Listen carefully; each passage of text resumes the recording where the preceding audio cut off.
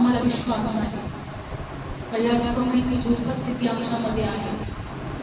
परमेश्वर देवा बाप्पा तुझी आराधना करत आहोत, तुझी स्तुती करत आहोत, तुला उंच करत आहोत, कारण परमेश्वर तू योग्य आहे. तुझ्यासारखं कोणीच नाही. आज परमेश्वर देवा तू आमची भेट घे. आज परमेश्वर देवा बाप्पा तुझ्या लेकरांना स्पर्श कर. आज परमेश्वर देवा बाप्पा या क्षणापासून देवा बाप्पा तुझ्या लेकरांच्या जीवनामध्ये महान कार्य करतो. कारण प्रभू जो कोणी तुझ्या जवळ येतो त्याला प्रतिफळ मिळायला पाहिजे. जो कोणी परमेश्वर तुझ्या विश्वास ठेवतो तो आशीर्वादित होतो. तुझी शांती त्याच्या जीवनात राज्य करतो. कारण प्रभू तू म्हटला जसं जग देतो तसं मी तुम्हाला देत नाही, तर मी माझी शांती तुम्हाला देतो. आणि प्रभू तुझी शांती तुझ्या लेकरांच्या जीवनात राज्य करतो. धन्यवाद. पवित्र आत्मा तू आमच्याशी, पवित्र आत्मा तू आम्हाला शिकव, पवित्र आत्मा तू आमच्यामध्ये कार्य कर, पवित्र आत्मा तू प्रभू येशूचा गौरव आमच्याकडे करून घे. आणि प्रभू तुझ्या लेकरांना स्पर्श कर. येशूच्या नावात प्रार्थना करतो. आमेन. Praise the lord. येशू मसीह की जय. बायबलमध्ये दिलेला आहे आपल्याला नेहमी देवाच्या वचनात राहणं गरजेचं आहे. कारण देवाचं वचन आम्हाला बायबलमध्ये दिलेलं आहे. काढूया आपण वचन. 1 तिमोथेय काढूया वचन, किंवा 2 तिमोथेमध्ये काढूया 3रा अध्याय.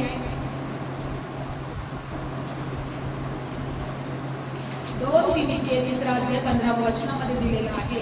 देवाचं वचन आमच्यासाठी का गरजेचं आहे आपण वचनात पाहणार आहोत. 2 तिमोथेय 3रा अध्याय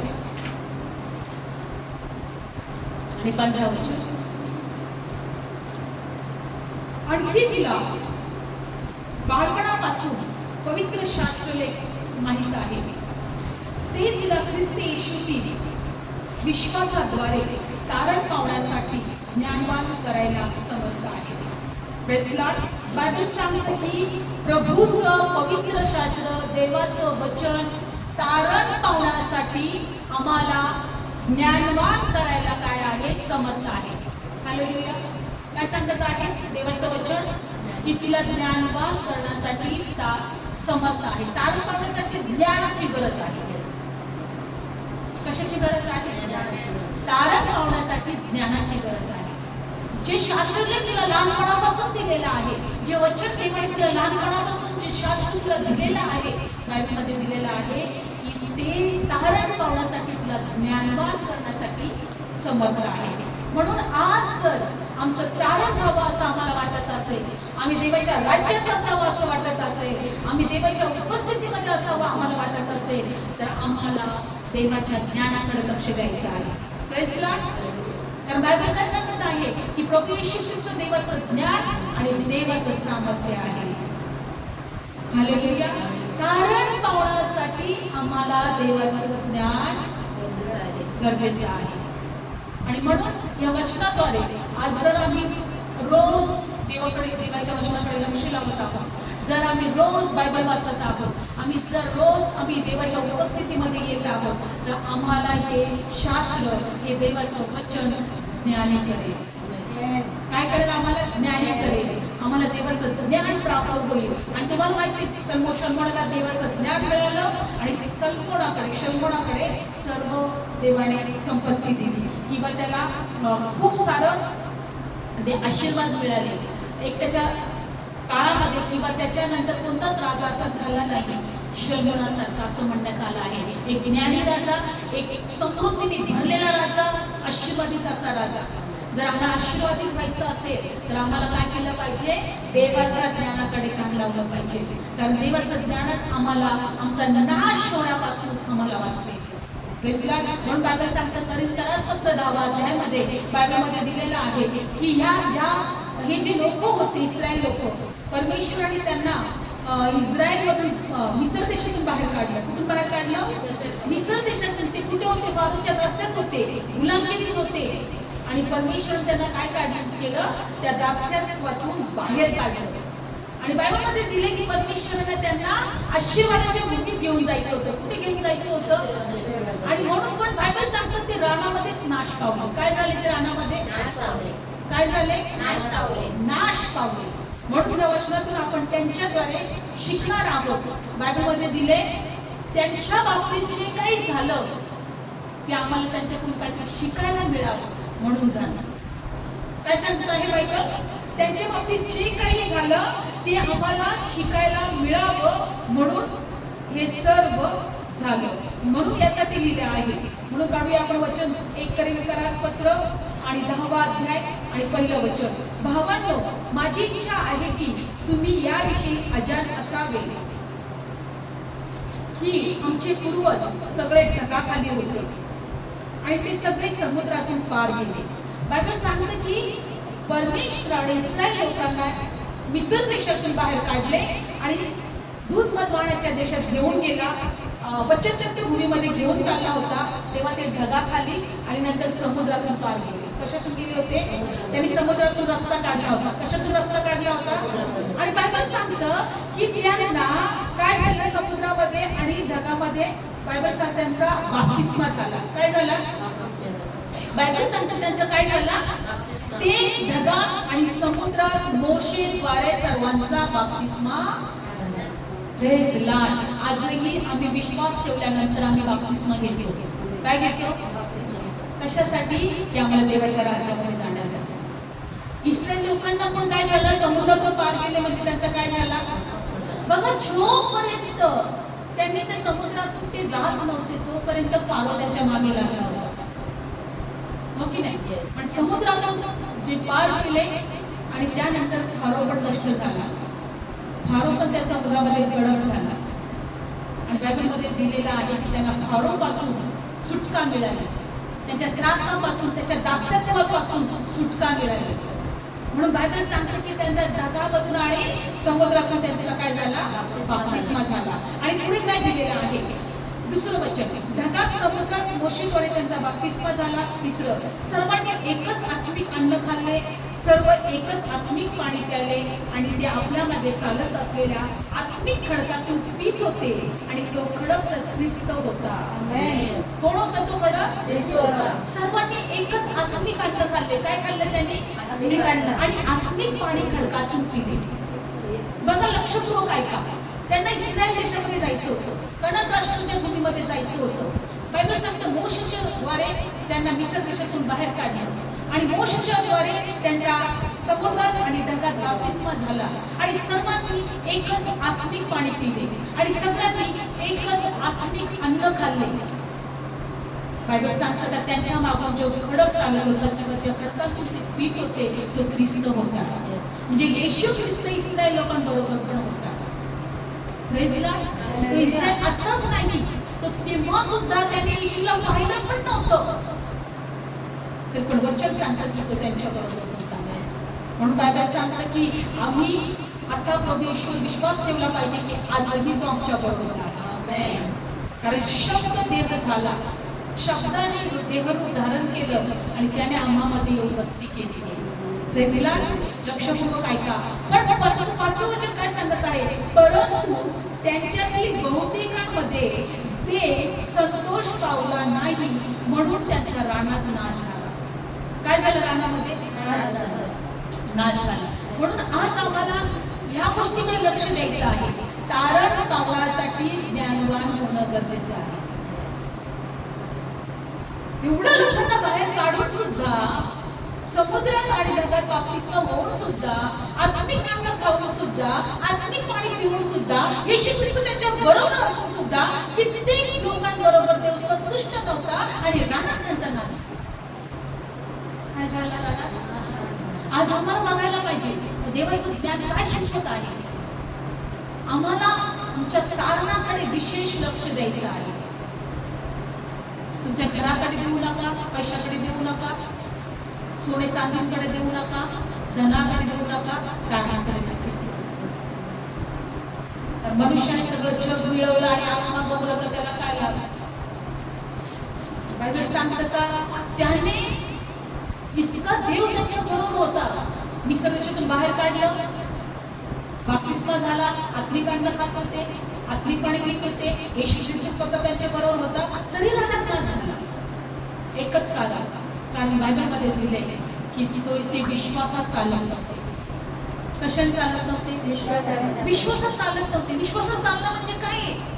देवाजवळ येणं, देवाला धन्यवाद देणं, देवाचे उपकार मानणं, देवाला उंच करणं, देवाला रोज म्हणणं की प्रभू धन्यवाद, आजचा दिवस दाखवलाय, मला तुझी गरज आहे. का म्हटलं पाहिजे? मी तुझ्यावर विश्वास ठेवते, मला तुझी गरज आहे. बघा 6 वचन, या गोष्टी आपण दाखले अशा झाल्या यासाठी की त्याने लोभ धरला, त्याप्रमाणे आपण वाईट गोष्टींचा लोभ धरू नये. त्यांनी काय लोभ धरला? या रानामध्ये आम्हाला मांसच नाहीये, आम्हाला मटणच मिळत नाहीये, आम्ही मिस्राच्या देशामध्ये होतो, दास्यात होतो, पण आम्ही चुलीजवळ बसून आम्ही मांस खात होतो. आम्हाला इथं हेच नाहीये, आम्हाला तिथं तेच नाहीये. म्हणजे अशा कित्येक प्रकारचा त्यांनी लोभ धरला. तसं आम्ही लोभ नाही धरला पाहिजे. आम्ही संतुष्ट राहायला शिकलो पाहिजे की प्रभू तू जे काही आम्हाला दिलंय आम्ही त्यासाठी तुला धन्यवाद.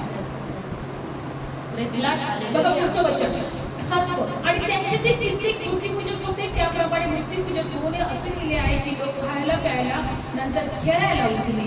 आणि त्यांच्या तितकीच ठिकाणी जाणकर्म केले आणि ते एका दिवसात 23,000 पडले. त्याप्रमाणे जाणकर्म करू नये. तर कित्येकांनी प्रभूची परीक्षा पाहिली आणि ते सापाकडून नाश पावले. त्याप्रमाणे आपण प्रभूची परीक्षा पाहू नये. प्रजला असं समजा की आपण स्वर्गाच्या वाटेवर आहोत, आपल्याला प्रभूची परीक्षा पाहिजे नाही. तू असला, तू आहे तर असं, तू आहे तर तसं, तू असतं तर माझ्या जीवनात असं का असतं. एकच समजायचं की त्या लोखंडप्रमाणे जरी मी जगलात आहे, जरी मी प्रवासात आहे, जरी कठीण परिस्थिती माझ्या जीवनात येत आहे, जरी मला भूक लागत आहे, त्रास होत आहे, माझा जीव कुठेतरी व्याकुळ झालेला आहे काही गोष्टींसाठी, पण नाही मी कारणावर विश्वास ठेवणार, मी देवावर विश्वास ठेवणार. तो माझ्या बरोबर आहे, तो माझ्या बरोबर. बायबल सांगतं की त्या लोकांच्या बरोबर देव होता, तरीही त्या लोकांपासून देव संतुष्ट नव्हता आणि त्यामुळे रानात त्यांचा नाश झाला. म्हणून आज या वचनातून एक गोष्ट शिकायची, प्रभू येशू आमच्याकडे परत येणार आहे, आम्हाला प्रार्थना करत जागृत राहिलं पाहिजे. लूक शुभवर्तमान 21 अध्यायामध्ये बायबलमध्ये दिलेलं आहे की तुम्ही प्रार्थनेमध्ये जागृत राहा. कसे राहा? प्रार्थनेमध्ये जागृत राहा. सर्व प्रसंगी प्रार्थनेमध्ये जागृत राहा. लूक शुभवर्तमान 21 अध्यायामध्ये काढूया आपण वचन. लूक शुभवर्तमान 21 अध्याय, या वचनात असं दिलेलं आहे की तुम्ही सर्व समय प्रार्थनेमध्ये जागृत राहा. हो, प्रभू येशू येण्याच्या वेळेस आम्ही त्याच्या समोर उभं राहायला सबळ असलं पाहिजे. कसं असलं पाहिजे? येशू येणार आहे माहिती, मग त्याच्या समोर आपण जाणार आहोत, पण त्याच्यासाठी आपल्याला सबळ व्हायचं आहे. आणि सबळ आणि समर्थ करायला काय योग्य आहे? देवाचं ज्ञान. जर तुम्ही देवाच्या ज्ञानापासून दूर असाल तर सगळ्याच गोष्टीपासून दूर असाल. Praise Lord. लूक शुभवर्तमान 21 अध्याय आणि बायबल काय सांगतं? 36 वचन. या वास्तव तुम्ही या सर्व गोष्टी होणाऱ्या चुकवायला आणि मनुष्याच्या पुत्रासमोर उभे राहायला सबळ असावे म्हणून सर्व प्रसंगी प्रार्थना करत जागे राहा. आमेन. Praise lord. काय करत जागे राहा? प्रार्थना करत. कशासाठी? देवाचा पुत्र येणार आहे. कशासाठी? देवासमोर येण्यासाठी. सर्व गोष्टी चुकवायला म्हणजे पृथ्वीवर जे काही त्रास होणार आहे, पृथ्वी जे काही परमेश्वर या पृथ्वीचा नाश करणार आहे, बघा बायबल सांगतं की त्या गोष्टी आम्हाला चुकवायसाठी, आम्ही चुकवण्यासाठी आणि देवाच्या पुत्राच्या समोर उभं राहण्यासाठी सबळ व्हावं म्हणून आम्हाला प्रत्येक समय प्रार्थना करायची आहे.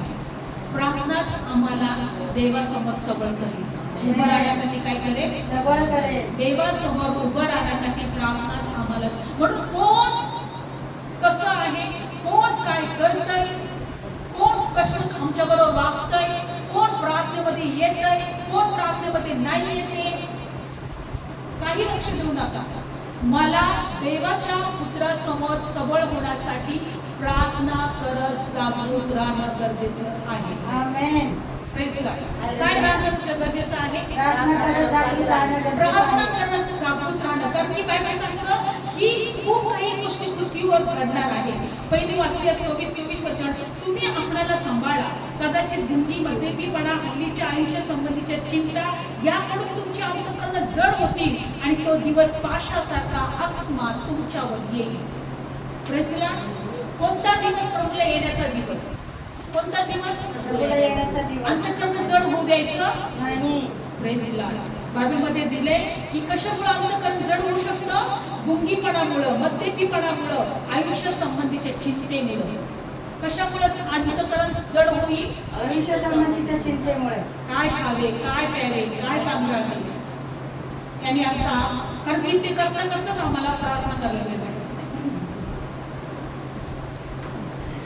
आयुष्य संबंधीची चिंता करता करताच आमच्या जीवनामध्ये आम्हाला प्रार्थना करायला वेळ भेटत नाही. पण यानेच आमचं अंतःकरण जड होतं. प्रार्थना करायची इच्छा होत नाही, वचन वाचायची इच्छा होत नाही, देवाचं वचन उघडलं तरी कळत नाही, कंटाळा येतो, वाचू वाटत नाही. मग आम्ही तारण पावण्यासाठी ज्ञानवान करायला जो समर्थ असं आमचं देवाचं वचन आहे, जो शास्त्रलेख आहे, त्याने आम्ही कसं काय ज्ञानवान?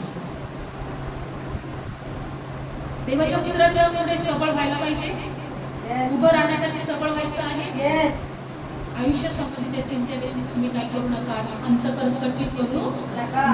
आणि म्हणून बायबल सांगते की बघा 35, सर्व पृथ्वीच्या पाठीवर राहणाऱ्या सर्वांवर तसाच तो दिवस येईल. कोणता दिवस? प्रभू येण्याचा. प्रभू येण्याचा. आणि त्याच्या समोर आपल्याला उभं राहायचं आहे. प्रभू येशूच्या समोर प्रभू येशूच्या समोर आपल्याला काय करायचं आहे? उभं राहायचं आहे. उभं राहायचं आहे. म्हणून आम्हाला त्याच्या पुढे उभं राहण्यासाठी, सबळ होण्यासाठी सर्व प्रसंगी प्रार्थना करणं गरजेचं आहे. आम्ही तुम्हाला प्रार्थनेत ठेवू, आम्ही लोकांपर्यंत जाऊ, लोकांना प्रार्थनेत ठेवू, पण तुमची वैयक्तिक तयारी राहिली पाहिजे की नाही, मला पण प्रार्थनेत राहायचंय. येशू येणार आहे आणि त्याच्या समोर मला उभं राहायचं. येशू येणार आहे आणि त्याच्या समोर मला उभं राहायचं आहे. म्हणून प्रभू येईपर्यंत आम्हाला सर्व प्रसंगी काय करायचे? प्रार्थनेत राहायचे. ह्या गोष्टी आमच्या शिक्षणासाठी आहेत. तुम्हाला माहिती, ज्यावेळेस शल्मोनाला ज्ञान मिळालं आणि शल्मोनाला देवाने सगळं संपत्ती दिली, मोठा राजा तो झाला, पण बायबलमध्ये दिलेला आहे त्याच्यामध्ये लोभ होता. त्याला वाटलं की अजून खूप संपत्ती मिळवावी. त्यांनी फारोच्या कन्याबरोबर लग्न केले. त्याने अनेक वेगळ्या राष्ट्रांच्या मुलींबरोबर लग्न केले. लक्षपूर्वक ऐका. आणि बायबलमध्ये काय झालं का, जरी देवाने त्याला दर्शन दिलं होतं, जरी देवाने त्याला ज्ञान दिलं होतं, जरी देवाने त्याला संपत्ती दिली होती, पण तरीही तो देवाच्या विरुद्ध वागला. तरीही त्याने देवाला समोर ठेवलं नाही. आणि बायबलमध्ये दिलेलं आहे की परमेश्वराने काय केलं माहितीये? शल्मोनाच्या जागी त्याचा चाकराला राजा केला. कुणाला राजा केला? चाकराला. होऊ शकतं असं, त्याचा जो दास होता त्याच्या राज्यामध्ये, जो चाकर होता एराबाम, शल्मोनाच्या जागी तो काय होतो? राजा होतो.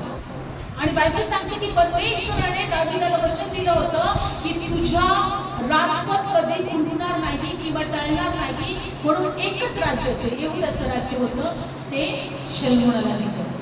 आणि 10 राज्यावर जो त्याचा चाकर होता त्याला राजा केला. मला तुम्हाला सांगायचं की देव कुणालाही राजा करू शकतो.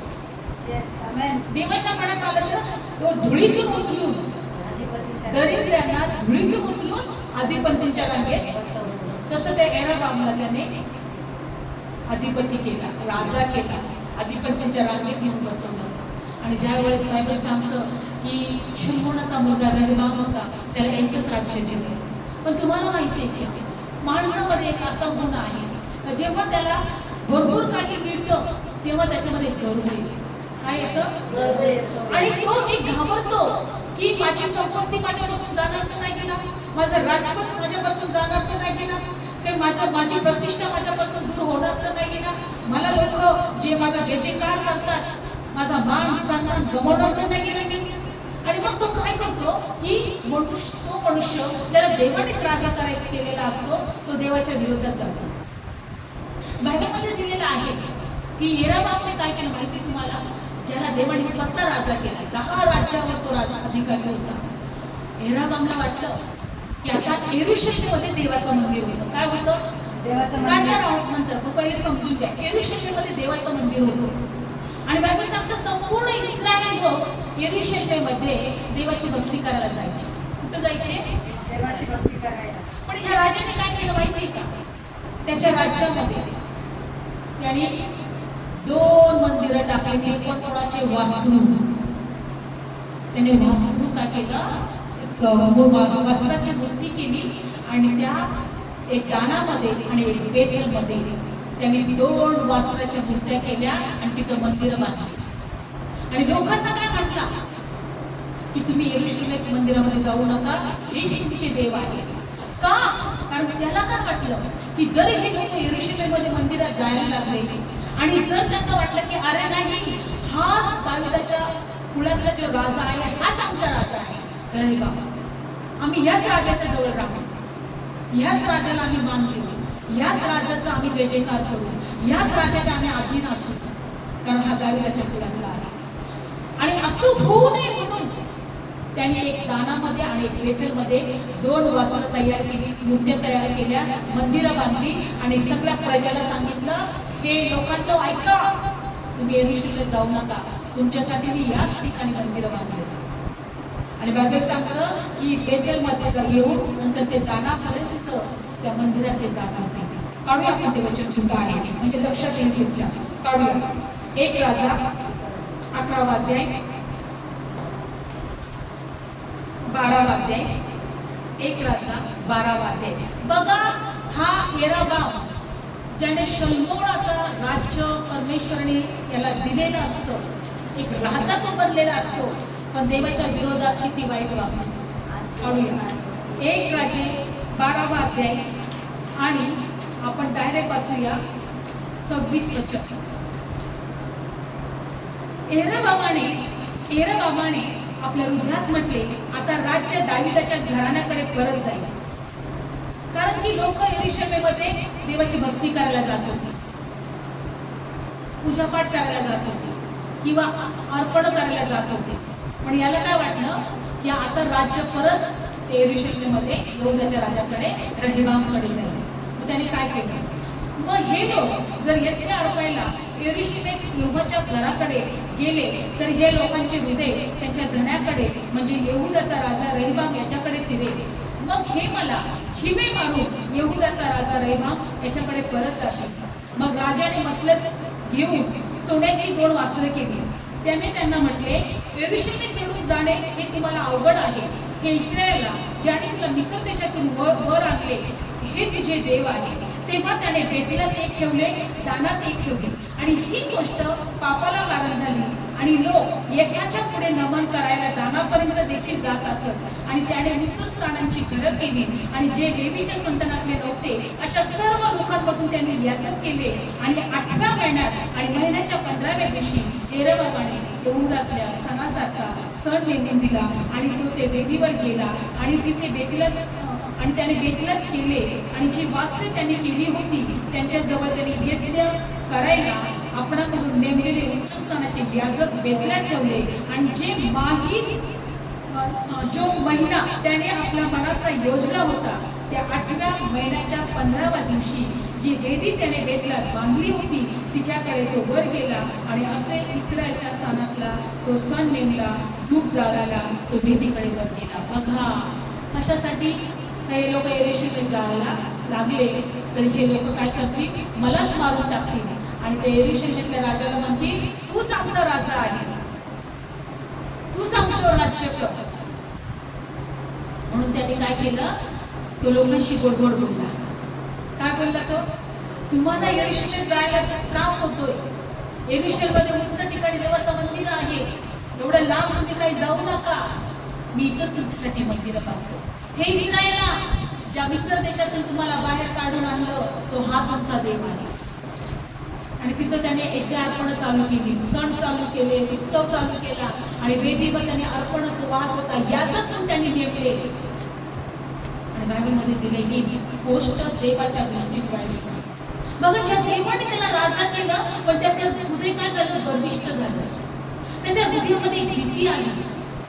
माझी संपत्ती तर नष्ट नाही होणार, माझं राजपद तर जाणार नाही, लोक माझ्यापासून दूर तर होणार नाही, माझं सन्मान करायचं बंद होणार नाही. मग त्याने आपल्याच हृदयाने म्हणजे देवापेक्षा त्याला मान, प्रतिष्ठा, सन्मान आणि लोक हे जास्त महत्वाचे होते. त्याचं राजपद त्याला जास्त महत्वाचं होतं. आणि बायबलमध्ये काय दिलं माहिती का? तो वेदीवर एकदा अर्पण चढवत असताना परमेश्वराने एका त्याच्या सेवकाला पाठवला. ज्या सेवकाच्या द्वारे त्याचा अभिषेक झाला होता, त्या सेवकाला परमेश्वराने एराबाकडे पाठवलं. आणि काय झालं बघा, 13 वचन. आणि पहा, देवाचा माणूस यहोवाच्या वचनाकडून यहूद्यातून बेथलेस आला, आणि एराबाम धूप जाळायला वेदीजवळ होता. आणि तो यहोवाच्या वचनाने वेदी विरुद्ध ओरडून म्हणाला, अगं वेदी वेदी, परमेश्वर असे म्हणतो, पहा, दाविदाच्या घराण्यात योशिया नावाचा मुलगा जन्मेल, आणि जे उच्च स्थानाचे याजक तुझ्यावर धूप जाळायला त्याचा यज्ञ तो तुझ्यावर करेल, आणि माणसांची हाडे तुझ्यावर जाळेल. आणि त्याच दिवशी हे चिन्ह दिले त्याने म्हटले, यहोवाने सांगितलेले हे चिन्ह आहे, पहा, ही वेदी तडकेल आणि याच्यावरची राख उघडेल. त्याने त्या वेदीला श्राप दिला. त्या वेदीला म्हटलं, हे वेदी, दाविदाच्या घरातल्या दाराणामध्ये एक योशिया नावाचा एक मनुष्य जन्मेल, एक याजक जन्मेल, आणि तो ह्या वेदीवर तुझ्या याजकांचं यज्ञ अर्पण करेल. आणि मग बायबलमध्ये दिलंय की ती वेदी तडकली. आणि ती वेदी काय झाली? तडकली. म्हणजे बघा, त्या ठिकाणी यज्ञ अर्पण चालू होता. आणि बायबलमध्ये दिले, देवाचा माणूस त्या ठिकाणी आला, आणि देवाचा माणूस ते वेदीच्या विरोधात भाषण करू लागला, भविष्य सांगू लागला की ह्या माणसांची हडं याच्यावर अर्पण करण्यात येणार आहे, या जगाची हडं, तुझ्या याचकांची हडं याच्यावर अर्पण करण्यात येणार आहे. मग काय झालं माहिती? हा जो एराबा म्हटला ना, हे कोण आहे तो, पकडा याला. काय म्हटलं? याला पकडा. बघा पुढं वचन काय सांगते. आणि बायबलमध्ये दिलंय तर त्यांनी आपला हात जसा असा वरती केला, तसं त्याचा हात पूर्ण वाढला गेला. बघा पुढचं वचन. मग असे झाले की देवाच्या माणसाने बेथलेहम विरुद्ध बेथलेहमच्या वेदी विरुद्ध जे वचन ओरडून सांगितले ते राजाने ऐकले. तेव्हा एराबामाने आपले हात वेदीवरून लांब करून म्हटले, त्याला धरा. तेव्हा जो हात त्याने त्याच्याकडे लांब केला होता तो वाळून गेला, आणि त्याला तो आपल्याकडे परत वळवता येईना. काय झाला? जसंच म्हटलं, हे धरा त्याला, त्या वेदीचे विरुद्ध कोण बोलत आहे. आणि जो हात त्याने असा लांब केला होता तो वाळून गेला. तो त्याला परत घेता येईल. हात काय केला? वाळून गेला. आणि मग बायबलमध्ये दिले की त्यानंतर देवाच्या माणसाने त्याच्यासाठी प्रार्थना केली. बघा, आणि देवाच्या माणसाने जे चिन्ह परमेश्वरच्या सांगण्यावरून दिले होते त्याप्रमाणे वेदी तडकली आणि वेदीवरील राख ओघळली. तेव्हा राजाने देवाच्या माणसाला उत्तर देऊन म्हटले, माझा हात बरा व्हावा, तू आपला देव यहोवापाशी विनंती करून प्रार्थना कर. तेव्हा देवाच्या माणसाने यहोवापाशी विनंती केली. मग राजाचा हात बरा होऊन पहिल्यासारखा झाला. देव महाने प्रार्थना केली. म्हटलं, देवाकडे माझ्यासाठी प्रार्थना. आणि बायबल सांगतं की त्याने प्रार्थना केली आणि तो हात बरा झाला. पण देवाचं वचन सांगतं की त्याने चुकीच्या गोष्टी करायला सोडल्या नाही. चुकीच्या गोष्टी तो करतच राहिला. जरी त्याने देवाचा अनुभव घेतला, जरी देवाने त्याला राजा केला होता, जरी देवाने त्याला एक चाकरापासून तो नोकरापासून तो राजा झाला होता, पण त्याने देवाला ध्यानात ठेवलं नाही, देवाचं भय धरलं नाही, देवाच्या ध्यानाकडे कान दिलं नाही, देवाच्या इच्छा काय आहेत त्या जाणल्या नाही, देवाचं भय धरलं तो शिकला नाही, आणि त्याने चुकीच्या गोष्टी केल्या.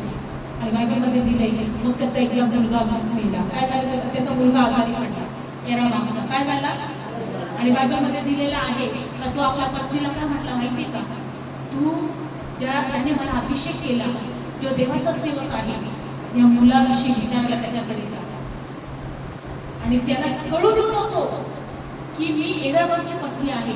तू दुसरीचं सोंग घे किंवा तू दुसरं रूप धारण कर. एका राणीच्या रूपामध्ये जाऊ नको, साध्या एका दाशीच्या रूपात जा, आणि त्याला सांग माझा लेकरू आजारी पडला, त्याच्यासाठी मी काय करतो.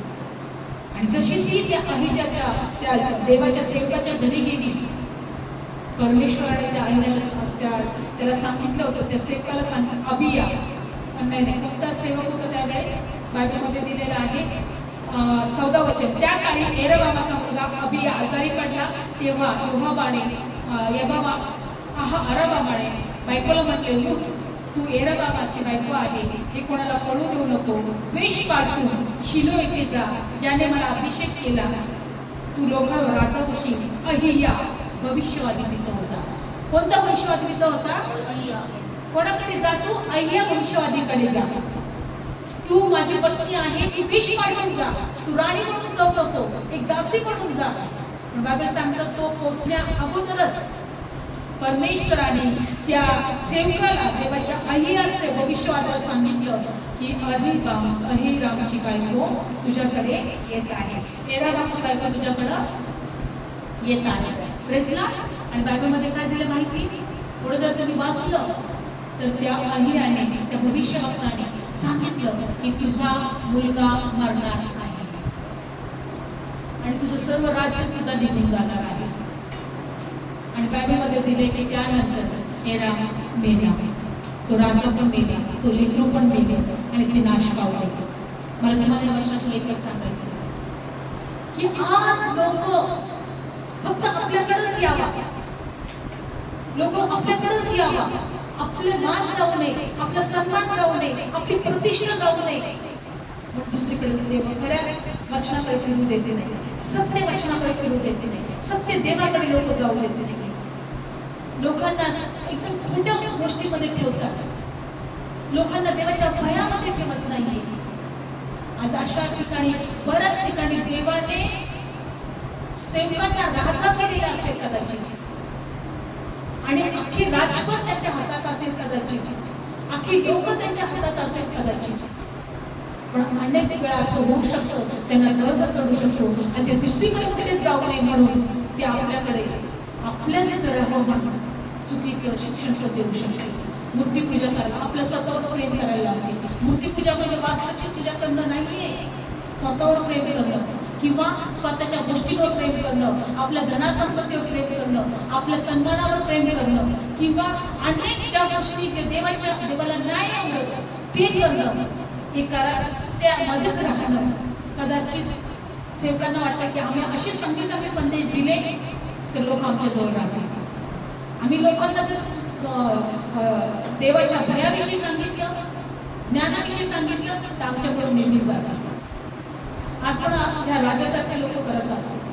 माहित नाही, कदाचित या वचनाच्या द्वारे देवाने शिकवत असत की त्यांना ते राज्य झालेले आहे, त्यांना राजपद दिलेलं आहे, त्यांना लोक दिलेले आहेत, पण कदाचित आमच्यापासून दूर जाऊ नये म्हणून देवाचं भय धरायला शिकवत नसतील तर काय करतात?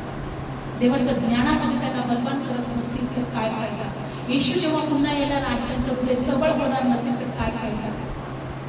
तुमचा अंतःकरण चित्तेने काय होऊ नये, कठीण होऊ नये. जर तुम्ही देवाच्या उपस्थितीमध्ये राहणार नाही तर काय करतात? आज आम्हाला एकच गोष्ट यावरून शिकायचं आहे, देव राजा पण करू शकतो, एका नोकराला, चाकराला राजा पण करू शकतो, पण तो नाश पण पाहू शकतो. इस्रायल लोक रानातून बाहेर पण निघाले, मोशेच्या द्वारे त्यांचा बप्तिस्मा झाला, आत्मिक अन्न खाल्ले, आत्मिक पाणी पिले, ख्रिस्त येशू त्यांच्या बरोबर होता, तरी ते रानात नाश पावले. मला तुम्हाला हेच सांगायचं आहे की आपल्याला तारण पावण्यासाठी ज्ञानवान करायला देवाचं वचन, देवाचं शास्त्र समर्थ आहे, त्याकडे लक्ष दिलंच पाहिजे, त्याकडे लक्ष आम्हाला दिलंच पाहिजे. आणि देवाला रोज म्हटलं पाहिजे, तुझ्या भयात घे, तुझ्या उपस्थितीमध्ये घे, तुझ्या चरणाजवळ घे, रोज प्रार्थनेत ठेव, रोज आम्हाला तुझ्या कृपेत ठेव, रोज तुझ्या आश्रयामध्ये ठेव, रोज आम्हाला तुझ्या पंखाखाली ठेव, रोज परमेश्वर तुझ्या इच्छाप्रमाणे जगण्यासाठी तू कृपा पुरव रोज आम्हाला, कारण आम्हाला ह्या गोष्टी शिकण्यासाठी आहे. Praise Lord. डोळे बंद करूया. धन्यवाद, धन्यवाद. आज आम्ही शिकलो का तुझं शास्त्र आम्हाला येशू ख्रिस्ताच्या विश्वासाच्या द्वारे तारण पावण्यासाठी ज्ञानवान करायला समर्थ आहे. बायबल सांगतं की परमेश्वराचं भय ज्ञानाचा प्रारंभ आहे आणि वाईटाचा द्वेष करणं हेच तर ज्ञान आहे. आम्ही एरागाम राजाविषयी शिकलो, आम्ही रे बाप्पा इस्रायल लोकांविषयी शिकलो. आम्ही म्हणत आहे की आम्हाला प्रभू तुझ्या भयात ठेव. आम्ही म्हणत आहे की आम्हाला तुझ्या मार्गात ठेव, आम्हाला प्रार्थनेत ठेव. रोज तुझ्या इच्छेप्रमाणे जगायला साहित्य कृपा बाबा, आम्हाला तुझी गरज आहे. धन्यवाद येशू, धन्यवाद येशू, धन्यवाद येशू, धन्यवाद देवा, धन्यवाद परमेश्वर. तू कभी ना छोड़ेगा, तू कभी ना ठुकराएगा. तू मेरा है, तू मेरा है, अब्राहम का प्रभु, इसहाक का प्रभु, याकूब का प्रभु. तू मेरा है, तू कभी ना छोड़ेगा, तू कभी ना ठुकराएगा. तू मेरा है, तू मेरा है, अब्राहम का प्रभु, इसहाक का प्रभु, याकूब का प्रभु. तू मेरा है, तेरे हाथ में मेरा कर, तेरे हाथ में मेरा हाथ, और आने वाला कल. तू मेरा है, तेरे हाथ में मेरा कर, तेरे हाथ में मेरा हाथ, और आने वाला कल. तू मेरा है, तू कभी ना छोड़ेगा, तू कभी ना ठुकराएगा. तू मेरा है, तू मेरा है. अग्नि मुझे जला न सकी, नदियाँ मुझे डुबा न सकी. मेरा हाथ जो तूने थामा है, अग्नि मुझे जला न सके, नदियाँ मुझे डुबा न सके. मेरा हाथ जो तूने थामा है, अब्राहम का प्रभु, इसहाक का प्रभु, याकूब का प्रभु.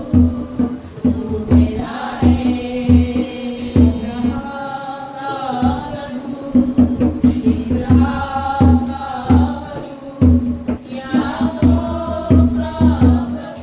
तू मेरा है, तू मेरा है, तू मेरा है. देवा तुझं वचन सांग की बोलवणारा विश्वासू आहे. आम्हाला नाश पावण्यासाठी नाही, तर तारण पावण्यासाठी तू आम्हाला निवडलेला. आम्हाला तुझी गरज आहे.